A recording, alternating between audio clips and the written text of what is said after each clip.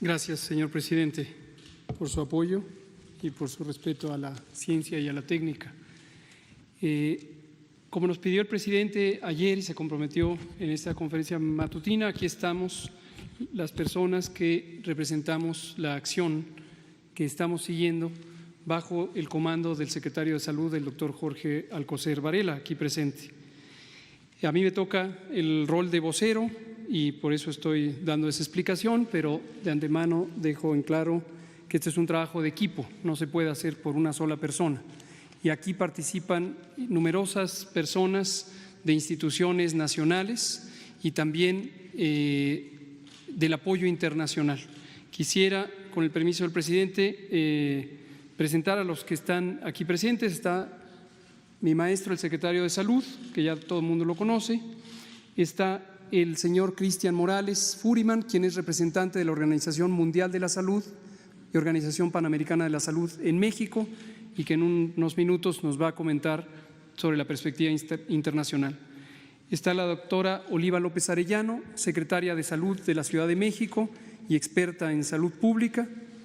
Está el doctor Víctor Hugo Borja Aburto, epidemiólogo y director de prestaciones médicas del Instituto Mexicano del Seguro Social. Está Ricardo Cortés Alcalá, director general de promoción de la salud y también epidemiólogo. Está el doctor José Luis Salomía Segarra, quien es el director general de epidemiología, es el coordinador técnico de la respuesta y es también epidemiólogo. Está el doctor Gustavo Reyes Terán, quien es especialista en infectología y medicina interna, investigador nacional, experto en virología. La doctora Aletze de la Torre, quien es directora general del Centro Nacional para la Prevención y Control del VIH-Sida, pero ella es infectóloga, especialista también en salud pública y experta en preparación y respuesta ante epidemias. Está la doctora Lorena Rodríguez Bores, quien es secretaria técnica del Consejo Nacional de Salud Mental, psiquiatra, experta en el manejo de crisis emocionales, tanto en el campo individual como en la salud pública mental. Está el doctor Jean-Marc Gabastú, quien es asesor regional de la Organización Panamericana de la Salud para Bioseguridad y Respuesta a Emergencias. Y está el doctor Ruy López Ridaura, director general del Centro Nacional de Control de Enfermedades y Programas Preventivos, y es epidemiólogo también y experto en salud poblacional.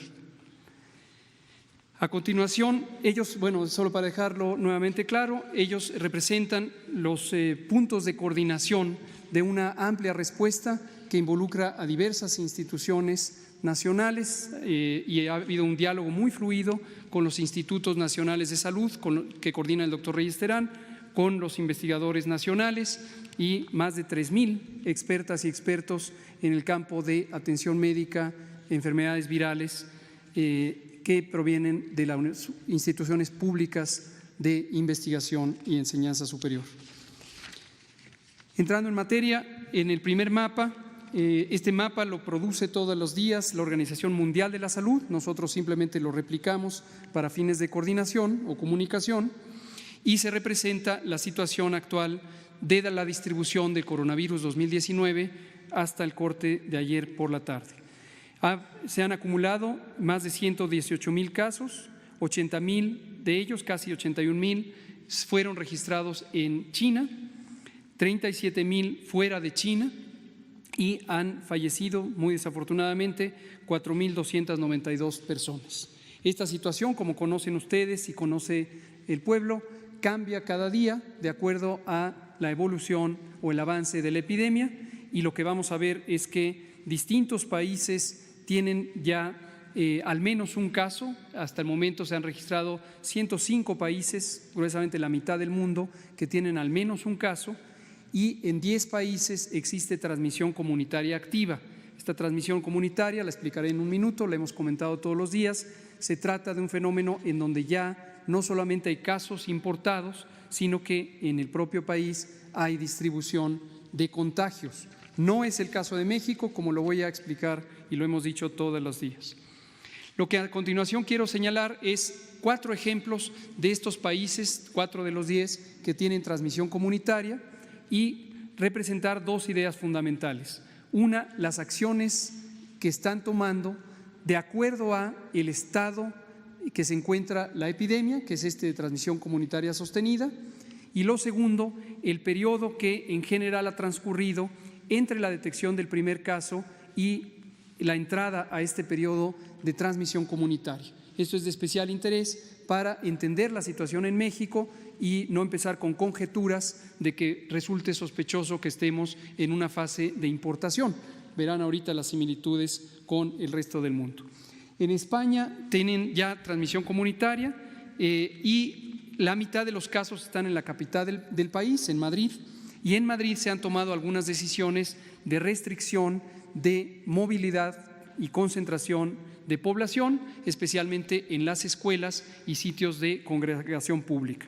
¿Por qué razón? Porque están en la etapa 2 o escenario 2 que hemos comentado todos los días y va a ser la última diapositiva que hoy presentemos. En España, como se ve en la siguiente imagen, esta es una curva epidémica, es la representación del número registrado de casos en esta situación día por día. Lo que pueden ver ustedes es en el extremo el primer caso, y el primer caso en España ocurrió el 1 de febrero y han transcurrido 27 días hasta el momento en que entran en transmisión comunitaria. En la siguiente diapositiva está el caso de Francia. En Francia tienen también propagación y brotes comunitarios, están en el escenario 2, pero no han tomado medidas tan restrictivas como las de España. Con ello lo que quiero destacar es que, como lo ha señalado la Organización Mundial de la Salud, y seguramente lo dirá el representante en México, cada país toma decisiones de acuerdo a su realidad.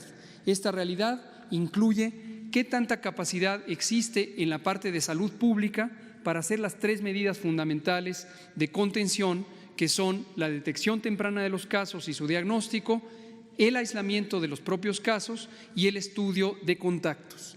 Además, por supuesto, de la comunicación pública, que algunos países decidimos tenerla de manera continua, todos los días, en algunos casos 2 veces al día, como precisamente ocurrirá hoy. Ese es el caso de Francia. La curva epidémica de Francia, que es esta representación de los números de casos por día, lo que nos muestra es que Francia empezó el 25 de enero con la detección de su primer caso y pasaron 31 días hasta que llegó al punto de transmisión. Lo que representan estas gráficas es, en la línea roja, los casos que se han acumulado, en la línea verde, los casos que se registran día por día y por eso tienen mayor variación, y en la línea amarilla o dorada, el porcentaje de muertes respecto a los casos identificados. En el siguiente ejemplo es Alemania. En Alemania tenemos también una situación en donde hay propagación comunitaria, pero mucho más focalizada en comparación a lo que ocurre en España, por ejemplo. Y esta transmisión comunitaria lo que les ha llevado es a medidas de restricción como evitar viajes que no sean esenciales y algunos cambios en la legislación laboral o en las regulaciones laborales que permitan facilitar que no existan concentraciones masivas en la medida en que en los trabajos se puedan optar por opciones a distancia. Un buen número de trabajos permite, por la naturaleza del trabajo, que no es manual, hacer el trabajo a distancia, y esto es una opción que siempre es posible considerar en la salud pública. En Alemania, como se ve en la curva epidémica, Alemania detectó su primer caso también el 1 de febrero y transcurrieron 28 días hasta el punto de inicio de la curva epidémica ascendente. La siguiente tenemos la situación de Estados Unidos. Aquí lo destacamos por los anuncios recientes que ocurrieron ayer por la noche en voz del presidente de ese país vecino. Destacamos, en Estados Unidos existe transmisión comunitaria. Como ya dijimos, transmisión comunitaria es que no solamente las personas que adquirieron el virus fuera son casos, sino también los contagios que inicialmente ocurren. Generalmente esto ocurre en pequeños brotes comunitarios.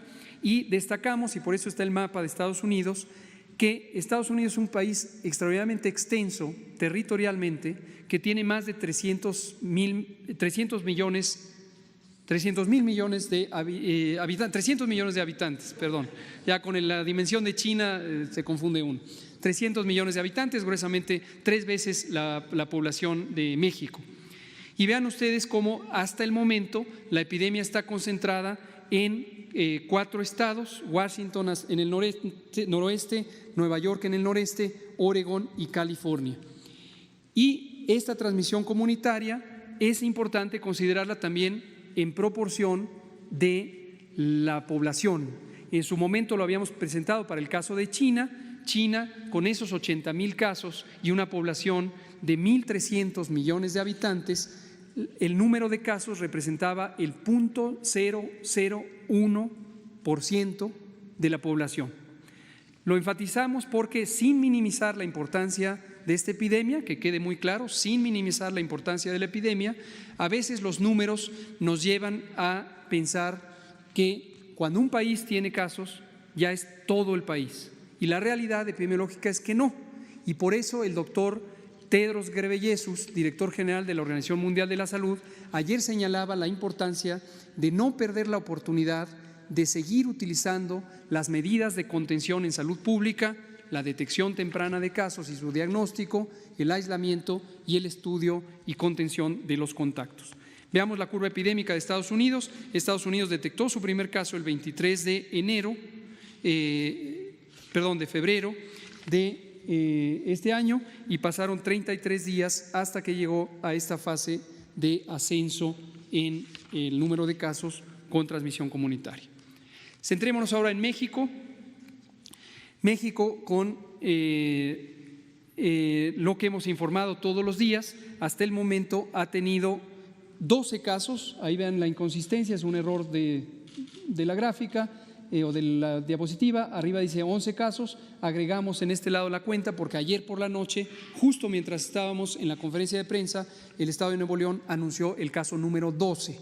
Estas desfases de información no deben preocuparnos. Hemos destacado que los gobiernos estatales son libres y soberanos, los gobernadores y las gobernadoras son autoridades sanitarias y, por supuesto, pueden tener la necesidad de informar tempranamente los casos conforme se detectan en los estados. No hay ningún problema porque nosotros hacemos un corte de información a mitad del día y entonces incluimos los casos que hasta el momento estén registrados. Puede ser que al día siguiente haya otros nuevos que están en estudio y se completa su estudio. De estos casos confirmados, quiero destacar que todos han sido casos leves, excepto uno que permaneció 24 horas en atención avanzada y después pasó a atención general y después de 4 días fue dado de alta en un hospital. Todos los demás han tenido una condición leve. Hoy todavía no está en la estadística, pero hoy nos informan que están estudiando un caso adicional nuevo, será el número 13, que está en cuidado especial porque es un hombre de 71 años que pudiera estar teniendo una enfermedad más avanzada. Lo digo porque hemos destacado que la distribución del comportamiento de esta enfermedad en la población es la siguiente: 8 de cada 10, 80%, van a tener una enfermedad leve o tan leve que no se den cuenta o que no nos demos cuenta y lo tengamos. Esto precisamente hace sentido de lo que declaró ayer la canciller alemana Angela Merkel cuando decía hasta 70% de la población alemana va a estar infectada. Sí, en todo el mundo lo más probable es que hasta el 70% de la población esté infectada. Pero es indispensable, es muy importante que la población, todos ustedes, distingan infección, que es que el virus entró al cuerpo, de enfermedad. Hay muchísimas situaciones de salud que tienen esa diferencia. Un virus que puede entrar al cuerpo, el cuerpo responde con el sistema inmune, el sistema de defensas, genera anticuerpos, elimina al virus y no nos enteramos que lo tuvimos. En este caso puede ser hasta 80%. 15% de las personas puede ser que tengamos una enfermedad que sí nos demos cuenta, porque tengamos la versión leve de la enfermedad. ¿Cuál es esta? Dolor de cabeza, dolor de garganta, tos, estornudos, fiebre, 38 o más grados generalmente, y dolor de músculos de huesos, dolor de cuerpo y una sensación de fatiga. Como hemos dicho, esto se parece a la influenza, se comporta igual, es un virus distinto, pero se comporta igual que la influenza.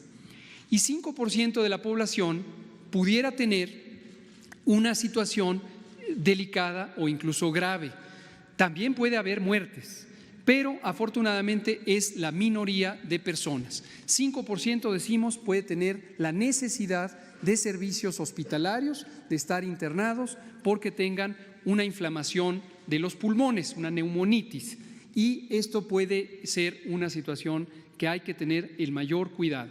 Destaco quiénes son estas personas que están en riesgo de complicarse, porque a estas personas hay que cuidarlas, se tienen que cuidar ellas mismas, pero todos tenemos en las familias, en las comunidades, estar atentos de atender a esas personas. En primer lugar son las personas mayores de edad, igual que en la influenza. También los niños menores de 5 años. También las mujeres embarazadas. Nunca dejaré de destacar a las mujeres embarazadas.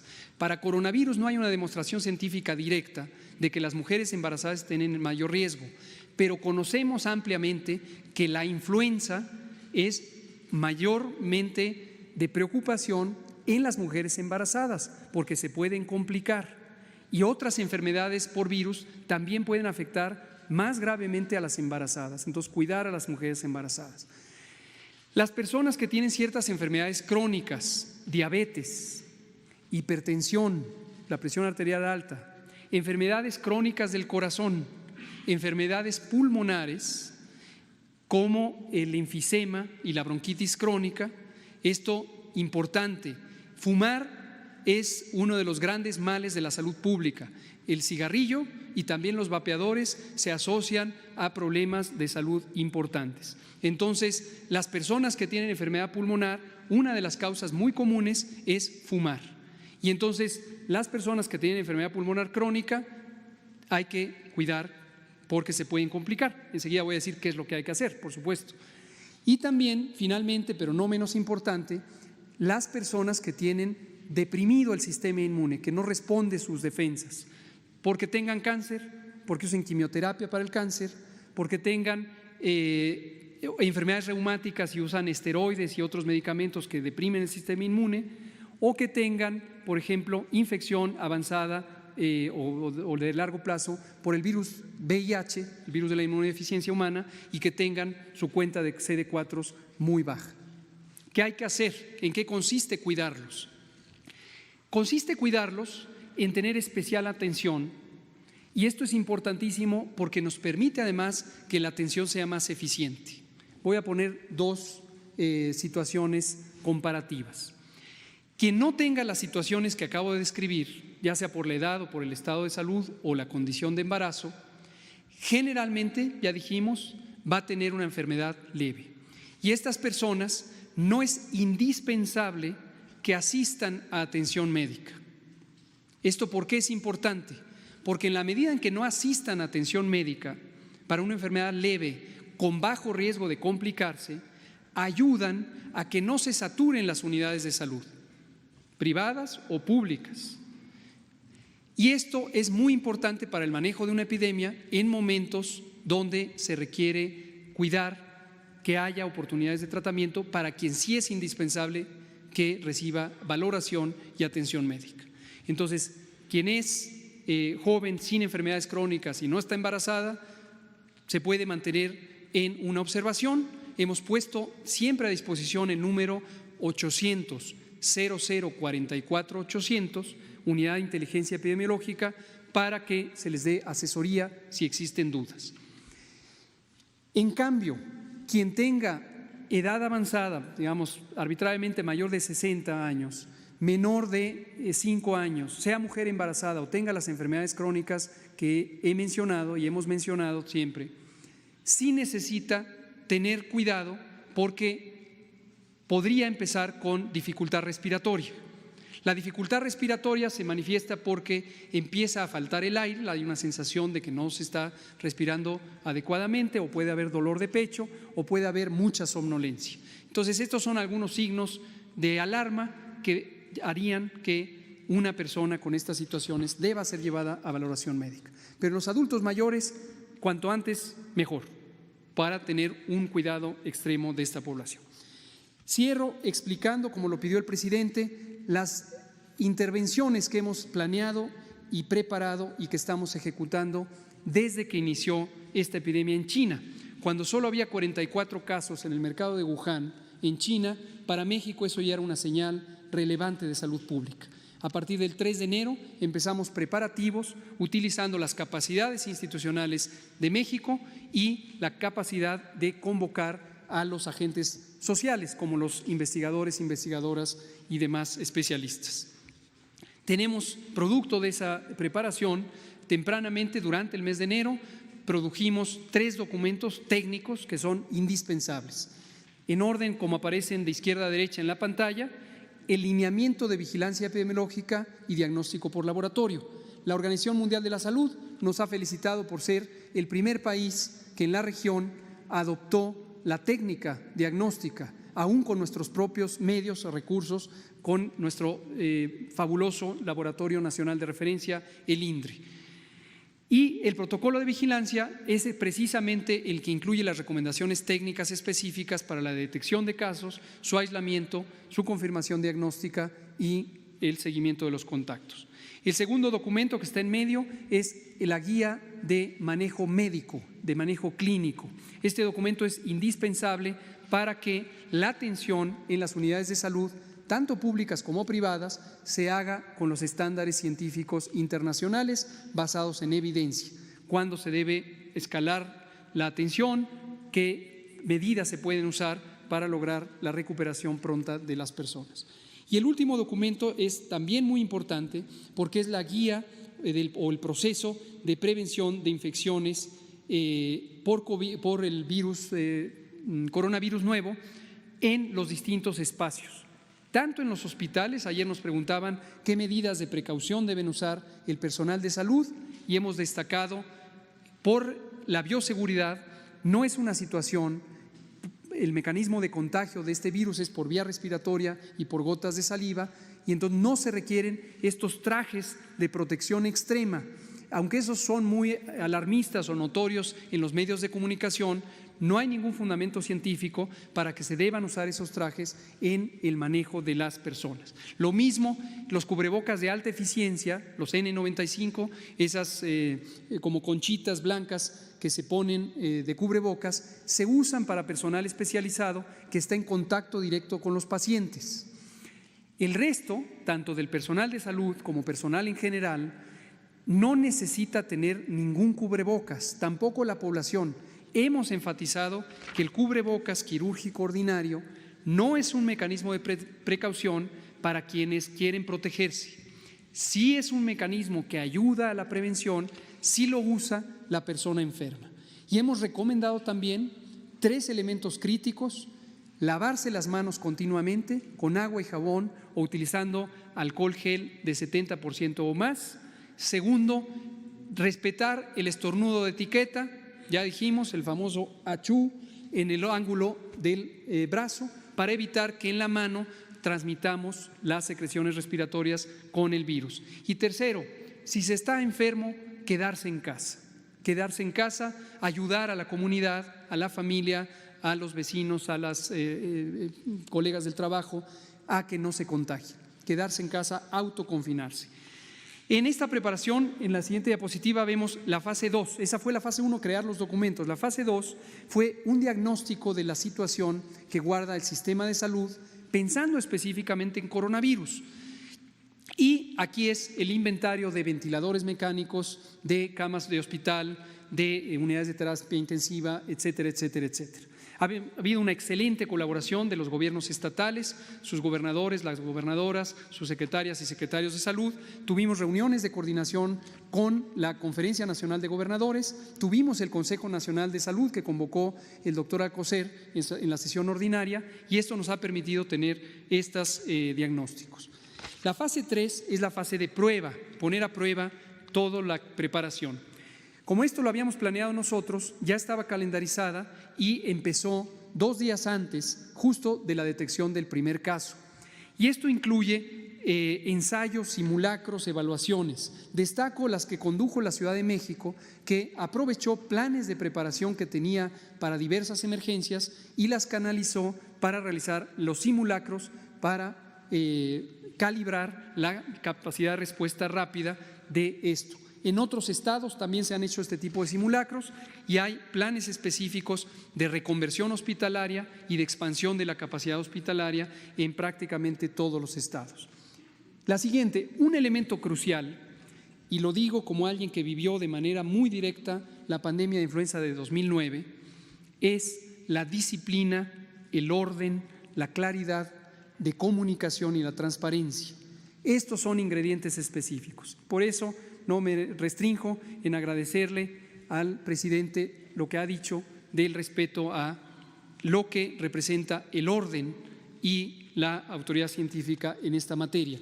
El secretario de Salud, como secretario, es además el presidente del Comité Nacional para la Seguridad en Salud, que es la instancia que coordina al sector salud y coordina a los demás sectores de la administración pública, tanto nacional como estatal y municipal, para esta respuesta. Tenemos los componentes, de manera muy rápida los indico en orden inverso de las manecillas del reloj, empezando por donde dice vigilancia epidemiológica. Fuimos creando el protocolo de vigilancia, luego el protocolo de atención médica que ya señalé, también la promoción de la salud. El director de promoción de la salud ha estado elaborando con su equipo una gran cantidad de materiales. Todos estos son disponibles al público y ayudan a resolver la mayoría de las dudas que tiene la ciudadanía sobre qué se debe hacer. La página web es la página del gobierno, gov.mx/coronavirus. Así de fácil, gov.mx/coronavirus. Y ahí aparece toda la información que se ha producido. Hay una parte que es para uso general y hay una parte que es para profesionales. Ambas son públicas y ustedes como periodistas pueden consultar toda esta información y resolver la gran mayoría de las dudas al respecto, pero además esto nos ha ayudado a hacer una divulgación. Esta idea de que no hemos divulgado suficiente no está amparada en la realidad, porque todo esto lo hemos informado a veces hasta 2 veces al día en esta tribuna, más otras conferencias de prensa y comunicados que hacemos todos los días. La sanidad internacional es importantísima, todavía persistían por ahí algunas inquietudes respecto a los aeropuertos. Desde el principio hemos alineado las unidades de sanidad internacional, particularmente en los aeropuertos internacionales que reciben viajes en su momento de China y hoy de cualquiera de los 10 países con transmisión activa. Hoy vamos a escalar, como estaba planeado desde el inicio, el tamizaje. El tamizaje es esta identificación temprana de las personas que pudieran tener síntomas a través del monitoreo de temperatura y a través del interrogatorio de síntomas. Esto lo hicimos desde el principio, pero no se notaba porque estaba focalizado a los vuelos que venían de China. Hoy va a ser más notorio porque hay vuelos que vienen de 10 naciones con transmisión activa. Entonces, esta es la idea. No se pretende, quiero dejarlo sumamente claro, no se pretende ni se piensa hacer restringir los viajes internacionales hacia México, ni cerrar fronteras, ni cerrar puertos marítimos. Estas medidas no tienen un fundamento científico sólido. En toda la historia de las epidemias no hay demostración científica alguna de que estas medidas extremas pudieran ayudar a disminuir el riesgo de transmisión y tampoco ayudan porque tienen gravísimas consecuencias económicas y sociales. Además, son contrarias al Reglamento Sanitario Internacional y su esencia, que de manera muy formal indica que hay que usar las medidas científicamente válidas, apropiadas a la situación y sin alterar el comercio internacional o la movilidad de las personas. Entonces, no se considera eso, pero sí hay muchísimas otras medidas útiles que son las que hemos puesto en práctica.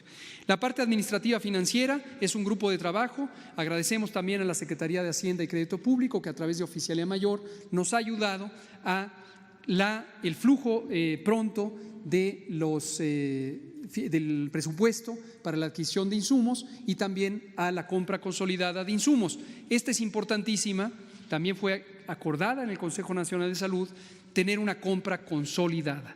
¿Por qué razón? Porque si empiezan las compras de pánico, tanto por parte de la población como por parte de las instituciones o los gobiernos estatales, se vicia el mercado y puede ser que en una entidad federativa se compre de más por una sensación de pánico y en el estado vecino se quede sin recursos, sin materiales. Dinero no falta. Agradecemos también las instrucciones claras del presidente para no menoscabar los recursos que son necesarios para esto. Y la adquisición de insumos se hace de manera organizada, bien concertada y fundamentada técnicamente. Termino con los últimos tres de manera muy rápida. Tenemos los lineamientos para los equipos de respuesta rápida. La doctora Alexe de la Torre y colegas de los Institutos Nacionales de Salud y del Seguro Social nos han integrado esta guía. Estos equipos de respuesta rápida lo que ayudan es en las comunidades, sobre todo las más apartadas, que pudieran tener dificultades de acceso a los servicios, poderlos auxiliar para detectar oportunamente si ocurre un brote y se necesitara llegar a movilizar a las personas. La respuesta institucional es la coordinación, que mencionaré en la siguiente diapositiva. Cierro esta diciendo investigación científica. La investigación es muy importante, no es una curiosidad nada más, sino que la investigación ayuda a responder preguntas específicas que son relevantes para orientar la respuesta de salud pública en México y en el mundo. Mi agradecimiento, además del doctor Gustavo Reyes Terán, que ha coordinado este grupo, a todas las investigadoras e investigadores que lo conforman y a la doctora María Elena Álvarez Builla, directora del Consejo Nacional de Ciencia y Tecnología, que ha estado muy de cerca apoyando toda esta iniciativa. Respecto a coordinación, aquí está el marco de disciplina institucional de acuerdo a las competencias. El Consejo Nacional para la Seguridad en Salud se estableció precisamente para estas circunstancias hace ya varios años. Y este comité tiene sus comités estatales que los presiden los secretarios, los gobernadores y gobernadoras y su correspondiente en el nivel municipal que está en las jurisdicciones sanitarias. Hay una perfecta alineación de estos órganos de coordinación y aquí reconozco y agradezco a David León, el coordinador general de Protección Civil, porque él preside el Comité Nacional de Emergencias y hay una organización para que el Comité Nacional de Emergencias le ha transferido la responsabilidad de la parte que le toca a Salud, para que Salud coordine todo en el contexto de este Comité para la Seguridad en Salud, y el Comité Nacional de Emergencias se mantiene expectante y en apoyo a la respuesta sanitaria. Las últimas dos son importantes para visualizar los escenarios. La siguiente, por favor. Como hemos dicho, existen 3 escenarios. Dicho sea de paso, estos 3 escenarios son exactamente los mismos que la Organización Mundial de la Salud presentó en su documento publicado el 7 de marzo. Son los escenarios que nosotros habíamos identificado desde enero con nuestra preparación. Escenario 1, importación. Son pocos casos. Vienen de fuera los contagios, es decir, se contagiaron fuera del país. Hasta el momento de estos 12 casos, tuvimos los primeros 7 cuya fuente de infección fue en Italia y los otros 5 que han sido de Estados Unidos o de España. Vamos a tener más, pero estos casos se contagian fuera. Todavía puede ocurrir que contagien a lo que se llama segunda generación, que es sus familiares directos o sus amigos cercanos, sin que estos a su vez contagien. En la medida, y retomo lo que decía el director general de la Organización Mundial de la Salud, en la medida que detectemos estos casos y analicemos a sus contactos, nos vamos a permanecer en el escenario 1. Pero desde luego nunca hemos descartado la posibilidad de que entremos a escenario 2 o incluso el 3. El escenario 2 es dispersión comunitaria. El contagiado por el viajero ya contagió a alguien más, pero todavía existe la posibilidad de rastrear las cadenas de transmisión. Cadena de transmisión no es otra cosa que una persona contagia a la siguiente, esa contagia a la siguiente y así sucesivamente. Y se van numerando las generaciones de acuerdo al número de contagios que van ocurriendo en el interior del país. Mientras podamos rastrear esas cadenas de transmisión con el mismo método que es el estudio de contactos, podemos mantener en resguardo la epidemia. No quiere decir que no exista. Existe en México desde el 27 de febrero, pero se mantiene en ese elemento de contención. Ahora, puede ocurrir que esa contención en algún momento sea muy difícil porque haya centenas de casos. Ese es el escenario 2. Y esto requiere que entren ya otras medidas de salud pública, como los filtros escolares, los filtros de trabajo. Los filtros no es otra cosa que al momento de la entrada a la escuela o al trabajo hay unas personas dedicadas que con un entrenamiento mínimo pueden preguntar por los síntomas, y si alguien tiene síntomas, fiebre, tos, etcétera, se le sugiere ir a casa, ya sea un niño en la escuela, un joven en la universidad o una persona en su trabajo. Además, podríamos pasar al escenario 3. En el escenario 3 ya se cuentan los casos por miles. Evidentemente se vuelve mucho más difícil el poder rastrear a todos los contactos y ponerlos en aislamiento si desarrollaran la enfermedad. Y entonces aquí son mucho más importantes otras medidas de manejo comunitario que podrían implicar la restricción de congregaciones masivas. Esto quiere decir cancelar festivales, cancelar ferias, cancelar maratones, cancelar carreras, etcétera. Importantísimo, esto se tiene que hacer de manera analizada, selectiva, de acuerdo al riesgo. En 2009, con la pandemia de influenza, hubo confusiones y se pasó directamente de la instrucción de cerrar la movilidad en la Ciudad de México y zona metropolitana a cerrar espacios públicos en todo el país, sin que fuera necesariamente lo más adecuado. Y aquí viene lo que dijo el presidente también, porque muchos de los criterios ya en la operación estuvieron gobernados por el miedo y por la política, no por la técnica. Si nos mantenemos disciplinados, podemos hacer un esquema muy ordenado de cancelación o restricción de espacios públicos de acuerdo al riesgo. Lo voy a ilustrar con una feria emblemática, la Feria de San Marcos, en Aguascalientes. En esta feria, que ocurrirá en la segunda semana de abril, existe la idea de si tendría que cancelarse ya desde ahorita. La respuesta es no. Estamos en el escenario 1 y no tenemos por qué anticipar la instrucción de cerrar la Feria de San Marcos, porque entonces tendríamos que estar cerrando todos los eventos públicos de una naturaleza semejante. Eso no quiere decir dejar a libre evolución ni a la Feria de San Marcos ni a todo lo demás.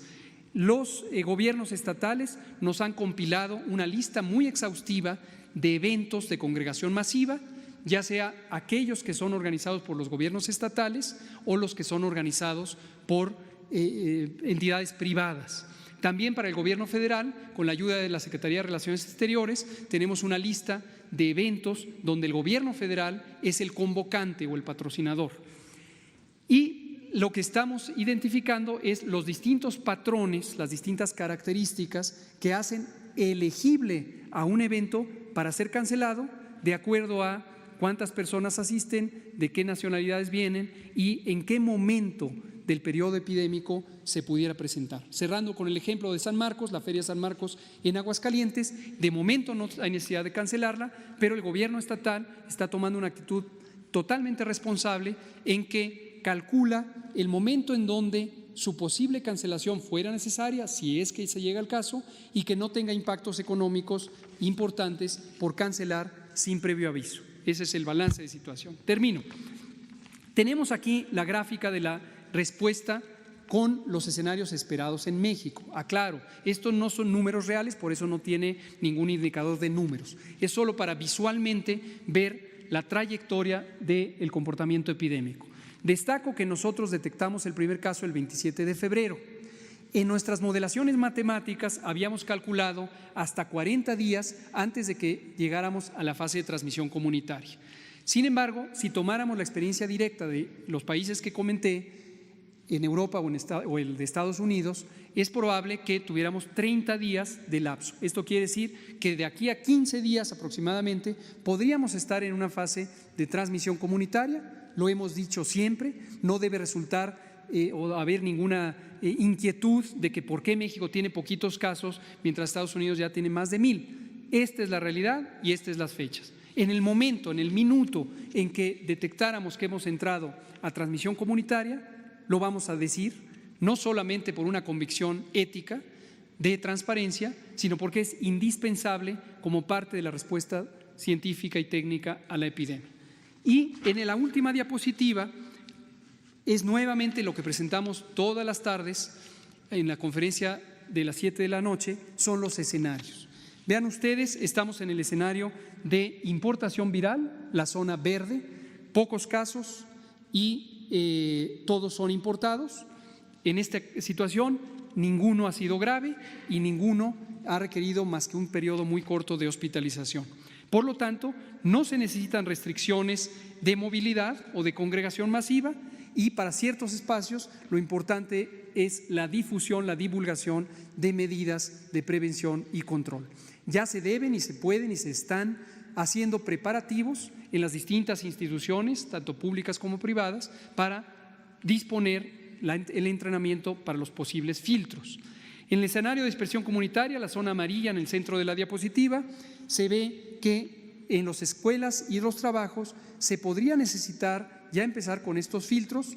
Dicho sea de paso, no hay problema si se empieza ya desde ahorita, pero en ese momento se vuelven más importantes. Pero no hay restricciones críticas de eventos públicos, excepto en los lugares donde hay transmisión comunitaria. Y por eso se llama transmisión comunitaria, porque ocurre en comunidades. Esto podría llegar a ser a nivel estatal o incluso municipal, sobre todo en las partes metropolitanas, y podría requerir la recomendación de cierre de estos espacios públicos, no necesariamente en el estado vecino o en todos los demás estados se debe hacer. La última, la transmisión epidémica, en donde ya hay una dispersión generalizada del virus, no son rastreables las cadenas de transmisión y cobra una mayor relevancia este tema de la suspensión de actividades públicas.